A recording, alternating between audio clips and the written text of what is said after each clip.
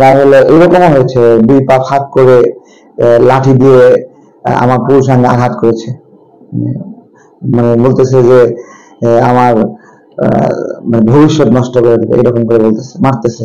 তারপরে আবার হলো আমাকে শোয়াই ফেলে একজন দুই পা দিয়ে আমার হাত, এক হাত চাপলো, আর একজন পায়ের নিচে আর এক হাত ফেললো, আর একজন পিঠের উপর দাঁড়ালো, আর আর দুইজন দুই পা এরকম ভাবে এরকম শক্ত করে ধরে রাখছে, এবং তারপরে দুই জন দুটা লাঠি দিয়ে দুই পায়ে এক নাগারে মারছে মারছে মারছে। আর আমি চিৎকার করে বলতেছিলাম, আল্লাহ, আমি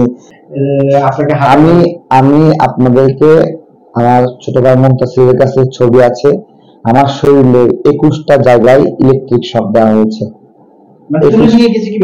হ্যাঁ, 21টা জায়গায়। আমি দোকানে কথা বললাম তো, তো 21টা জায়গায়। এবং আপনার হলো এরকমও হয়েছে, দুই পা ফাঁক করে লাঠি দিয়ে আমার পুরুষাঙ্গে আঘাত করেছে। মানে বলতেছে যে আমার মানে ভবিষ্যৎ নষ্ট করে দেবে, এরকম করে বলতেছে, মারতেছে।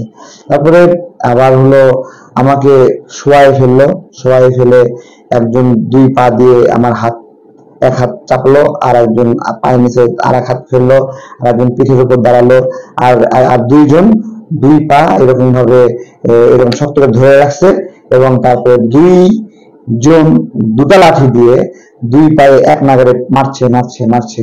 আর আমি চিৎকার করে বলতেছিলাম, আল্লাহ, আমি কোনো মানুষকে আগুন দিয়ে আমি পুড়ে মারি নাই, ঠিক আছে, আমি কাউকে আগুন দিয়ে পুড়ে মারার নির্দেশও দিই নাই, আমি মানুষকে আন্দোলনে আহ্বান জানাইছি। আমি স্পষ্ট করে বলেছি, আমাকে এই জন্য র্যাবের দিদি যে বহিষ্কার হলো, সে আমার দাঁত ভেঙে দিয়েছে, ঠিক আছে, দাঁতে এরকম করে ঘুষি মেরেছে, বলে যে দেশের মালিকানা বুঝে নিতে এসেছিস, তাই না? তারপরে পুলিশ পালাছে, তাই না? তারপরে বিজিবি আত্মসমর্পণ করছে, তাই না?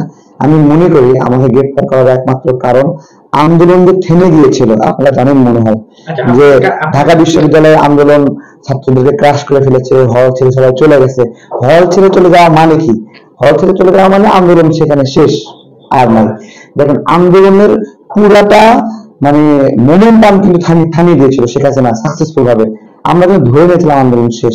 সেই জায়গা থেকে মানে আমরা যখন ব্ল্যাক ইউনিভার্সিটির সাথে সমন্বয় করলাম, আমি তারপর ইস্ট ওয়েস্ট ইউনিভার্সিটির সাথে সমন্বয় করলাম, ওরা তো আমাকে প্রথমে ওদের আন্দোলনের সঙ্গে আমাকে মিশতেই দেবে না, যে তাই ভাই আপনি একজন রাজনৈতিক কর্মী, ছাত্রদের সঙ্গে আপনি মিশেন না। তারপরে আমি যেটা করছি যে তাদের কাছ থেকে দূরে থেকেই ফেস্টুন বানিয়ে প্লে কার্ড বানিয়ে ওদের কাছে কাছে পাঠিয়েছি যে ওদেরকে দাও, আমি না আমার ফেস্টুনের লেখাটা তো যৌক্তিক, ওদেরকে দাও, তখন ওরা এগুলো অ্যাকসেপ্ট করেছে।